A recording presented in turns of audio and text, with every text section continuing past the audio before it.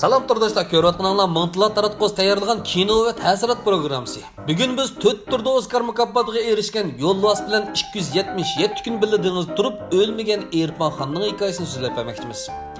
Xo'sh, kinorimiz yozning issiq bir kunidan boshlandi. Bir yozuvchi akamiz qattiq hissiyat bilan boshqalar ansi hantan qolgudek bir narsa yozay deb kinorimizning bosh qahramoni Erpon Xonni izlab keladi. Erpon Xon kichkida hayvonotlar bog'sida turgan bo'lib, apsi botanika olimi, dadisi sodgar edi.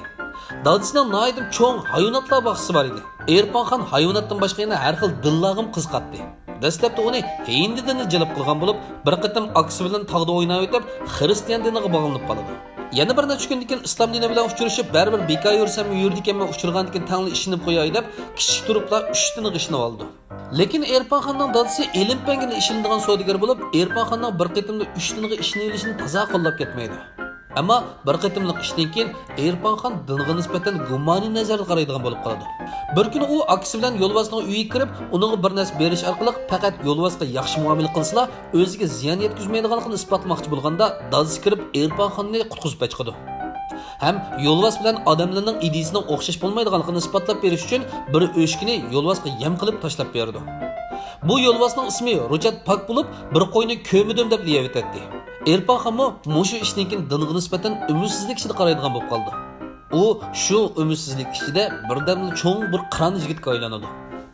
Bir kuni Erpon Xonning dadisi hayvonotlarni Shimoliy Amerikaga sotmoqchi bo'lganligini hamda Kanadada o'ltiraqlashib qolganligini aytadi. Shu sabab bilan Erpon Xon uyidagilar bilan qo'l tutishib paraxodga chiqadi. Kechida uyqusi qochgan Erpon Xon "Menmi jekdak aylanib yursam, rostak chiroyli qizlar uchrab qolsa ajab emas" deb sirtqa chiqishiga bir qor bo'ron chaqib kelib, paraxodkilarni dengiz yutishga boshlaydi. Erpon Xon qanday qilarini bilmay turgan shu paytda bir matros uni qulvoqqa ishtirib yutadi.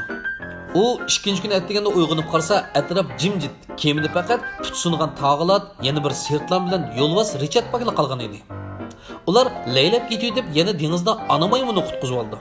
Kecha hamma yer jahon uyquga ketganda Sertlanning qo'shiq ichib, kechda bir yeycho deb tog'latni bir taraf qilib o'tdi. Elsi Sertlan yana ana maymunga etilib, unimi tushlik g'izoga aylantirib oladi. Buning chidab bo'lolmagan Richard Pak akan qarg'ay bayada "Sanga nima varitan tanqilish" deb itlib berib, Sertlanni jimiqtirib qo'ydi. Buni ko'rgan Erpon Xon qo'rqindan ishdan chiqarib qo'ydi. Shunda qilib Erpon Xon o'zining Yo'lbarsga tushlik g'izo bo'lib ketishidan ansirab, qo'lvoq yasab, shuning ichidan necha kun turdi. Oxiri chidab bo'lolmagan Erpon Xon to'xtab tur, ta'limni bir sinab boqay deb kiyimiga chiqib, konserva qutisi degandek yemekliklarni tepib, hamda maz qilib yey deb turishiga Richard Pak chiqib Erpon Xonga aytildi. Asli bu Yo'lbarsning odam yeydigan odati yo'q bo'lib, Erpon Xondan keyin chashqan uning ov nishoni edi. Shunda qilib yana bir qitim qo'rqinish ichida Yo'lbars og'zidan qutulgan Erpon Xon qulvoq chiqib oladi. Shu tariqada bir necha kun o'tkazgan Erpon Xon zerikib qanday qilsam Yo'lbarsga yem bo'lib ketmasman deb plan so'qib turganda Yo'lbarsning qo'rsiqi ichib qulvoq tarafga qarab uzdi. Bu fursatni g'animat bilgan Erpon Xon qulvoqdan sakrabla kiyimiga chiqib oldi-da, poldan elib Yo'lbarsga tanglaydi. Ammo uni o'ldirish ko'z qiymaydi. Yarim kechagacha suvda turgan Yo'lbars kiyimiga isilib turib faqat hal qilmaydi. Buni ko'rgan Erpon Xon Yo'lbarsni kiyimiga chiqarib, o'zi yeydigan, ichadigan, chekadiganlarini ilib, o'zining quluqiga yinib chiqadi. Kechida dengiz bir go'zal manzaraga qoplangan bo'lib, dengiz ostidagi rangli biliqlarni ko'rib, Erpon Xon nihoyat xushal bo'lib ketadi. Dal shu paytda akulamo yoki kitmo aytavur yo'g'on biliqdan birisi o'zini bir etibla Erpon Xonning yemekliklarini nalagadir uchirib tashlaydi. Buningdan umidsizlangan Erpon Xon bo'ldi kiyimiga chiqib, Richard Pak degan Yo'lbars bilan bir chang tutishay deb kiyimiga chiqishig'la bir to'p uchar biliqlar kelib, Richard Pakning ilkiga o'zini atadi. Buningdan xushal bo'lgan Erpon Xon bir yoqdan biliq tutqach, yana bir yoqdan bu Yo'lbarsni ko'ndirib, kiyimida ustunlikni egallaydi. Shuning bilan Erpon Xonning kunlari nihoyat xotirjam guldek o'tishga boshlaydi. Uning ish pishib qolsa yana ancha-muncha xotirim qoldirib qo'yadi. Yomg'ir yog'sa bir chelak suv olg'ach, bir tarafdan biliq tutatdi. Kunlarining o'tishiga ergishib, Richard Pakmo Erponga kunib qoladi. Bo'ron chapqin ikkinchi qatim yana yetib keladi. Erpon Xon tabiatning bu hodisalardan hozirlangach, Richard Pakni chiqib ko'rishga taklif qiladi. Ammo kuchli kuldirmama ovozidan qo'rqib ketgan bu mushuk lam jim demay tugilib yotadi. Uyquga ketgan Erpon Xon uyg'onib ko'zini ochib, o'zining bir orolga kelib qolganligidan intayin hayajonlanib, nim qilarini bilmay ketadi. Uning kiyimidan tushib birinchi qilgan ishi o'zini suvga yetib yuvinish bo'ldi. Richard Pakmo o'g'lab qo'sqini rosa to'yg'izdi. Asta-asta kun kech bo'lishi bilan Erpon Xon ishning chataqligini bilib, tulki tumshuq jindan qochgandek daraxtga chiqib oldi. Yo'lbarsmo kiyimiga qarab yuguraydi. Ko'lchak suvmi o'lik beliqlar bilan liq to'lgan bo'lib, Erpanxon daraxtining ustida turib, bir gulning ichidan odamning tishini bayqaydi. Bu orol Iroqdan qarasa xuddi bir ayolning sunaylanib yotgan haykaliga o'xshaydi.